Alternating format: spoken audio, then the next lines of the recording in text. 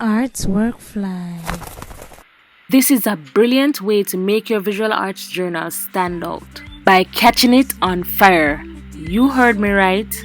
Based on your journal page or your overall journal, this is one way that you can make your journal looks more interesting. It gives off a old vintage vibes to the journal and or a scary vibes to it. To complement this, you can dye your journal pages by using coffee. Allow your page to dry, then burn it. If you look at the pictures being shown, you can see that it almost have like a junk journal effect to it.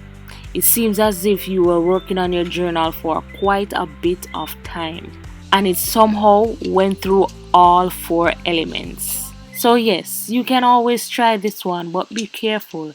Be very careful not to burn yourself. And please remember to like the video, comment down below and tell me what you think, and subscribe.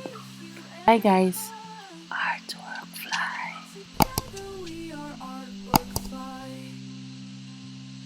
Please remember to like, share, comment, subscribe and hit the bell so you can always know when I upload.